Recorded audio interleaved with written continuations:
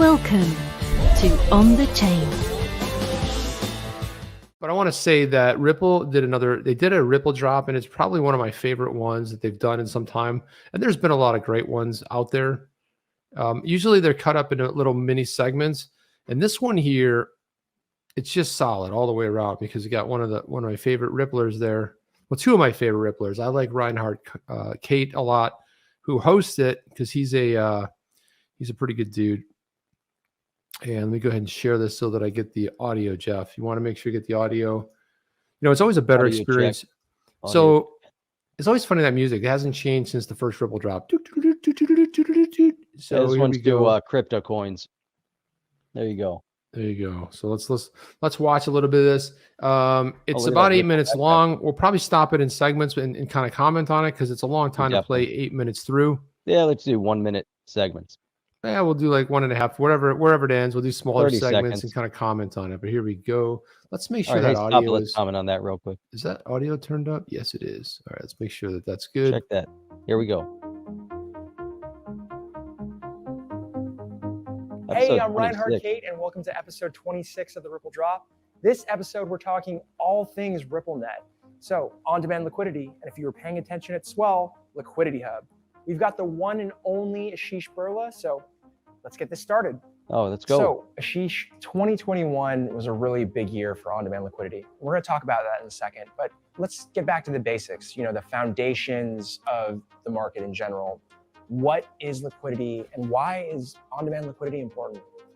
It's a great question. And, at the very, very beginning, when there was Bitcoin, the first thing you wanted to do was make Bitcoin liquid. And what that meant was you can interchange it for US dollars. And that is facilitated through something called a crypto exchange. Coinbase, Bitstamp, Bitso, and Latam are exchanges, and they facilitate liquidity. And the great thing about crypto liquidity is that it's easier to move around the world compared to something like fiat currency that needs a large number of banks and central banks to make it liquid and move around the world. So that's a great thing about crypto, is that it's way more liquid, and over the years it's becoming more and more liquid.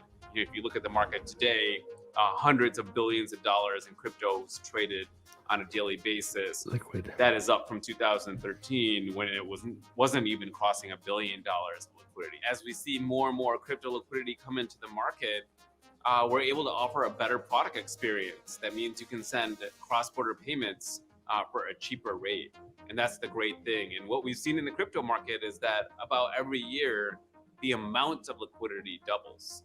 And so again, that is a great thing because it's a better user experience for our customers. What kind of growth? So interesting, Jeff. Thoughts?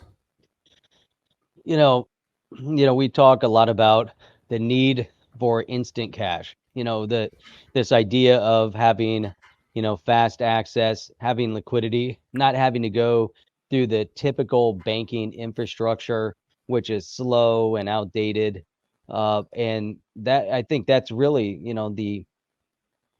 that's the basis, for most successful business transaction, most successful movement of money between banks or financial institutions, is if you can do it instantly and not have to rely on, getting, things tied up for days on end. And so that's, they're addressing, a major issue here, but it kind of gets me thinking of something we're talking about earlier before we started, which we'll touch on later, which is, why the Ukraine right now is legitimizing cryptocurrency, why Russia is legitimizing cryptocurrency, why countries all over the world right now are looking at the sanctions being levied against Russia and saying, you know what, either we go with CBDCs or we go with crypto. Why Arizona is trying to, make, crypto kind of center stage. And we're starting to see that on a grand scale.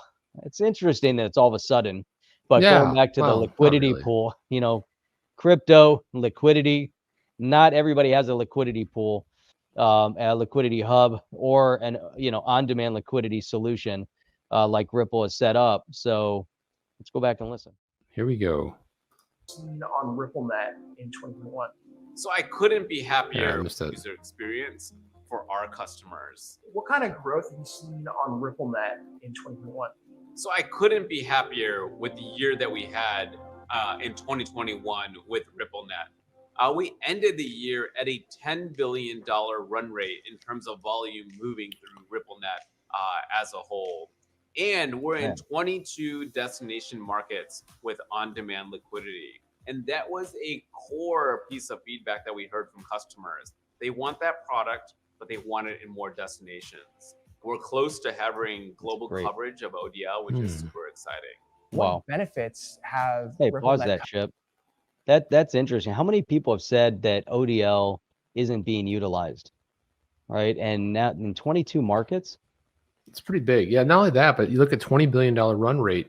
It's pretty sizable. I mean, and I like the fact he's talking about how the liquidity doubles year after year. So we're starting to roll. We're getting there. Close to having global coverage of ODL, which is super exciting. What benefits have RippleNet customers seen by using on-demand liquidity? It's a couple of things. Number one, it's more capital efficient to use ODL. And historically, it was a problem.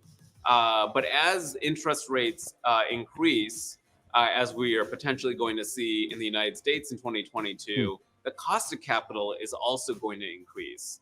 And the savings you get in terms of capital usage with ODL is going to be even more substantial. That means that our customers before ODL had to pre-fund using expensive capital in the destinations. With the ODL, they no longer have to do that.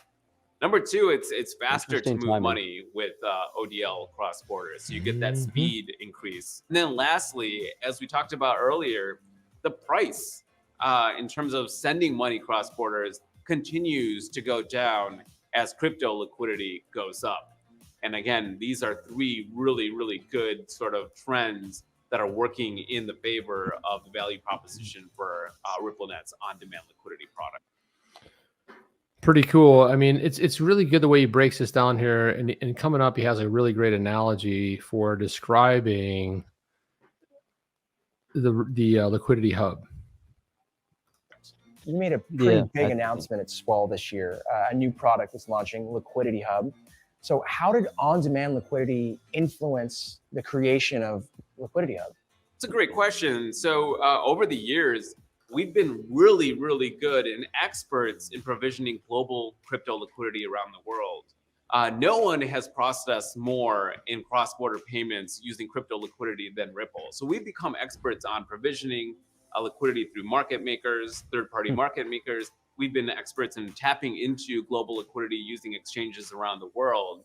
And when our customers started asking us, hey, we can source cross-border payment liquidity from your products, is there a possibility that we can offer our customers digital assets such as Bitcoin and Ether and so forth? We already had all the infrastructure built for ODL, and we had expertise in building crypto liquidity. So it was a really natural evolution of our product set, and we were able to bring the product to market a lot quicker because we had all this infrastructure built. Ripple has taken a crypto first world approach.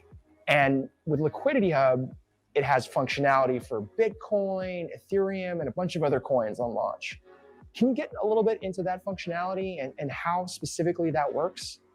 Yeah, you can think of it as, you can think of Liquidity Hub as Google Flights or Kayak, but for crypto liquidity. We are going to integrate across a number of different exchanges, leveraging a lot of that infrastructure that we already built for ODL, and find the best rate for how much liquidity you want to source in terms of the cryptos that we offer. That should be a one integration into our product to get the best rates across all these different liquidity venues. That's pretty awesome. Wow, I love it.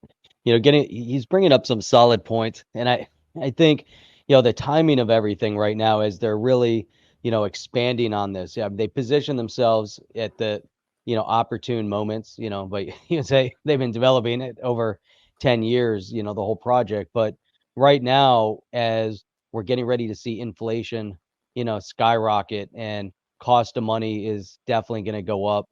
And so now, he brought up some solid points. In order to even, try to access, it's going to get more and more expensive in the traditional mechanism, and having anything faster, more readily available, it's really going to change the nature of the game. But I really think that at this point, from a political perspective, as we see things kind of imploding in different parts of the world, and we there's so much reference leading up to now these black swan events, but economically, it just seems on a global scale things are starting to shift at a rapid pace right now, and Ripple's kind of right there ready, with this liquidity hub. Are you down with OTC? Please like, subscribe, and click the bell to be notified when the next video drops.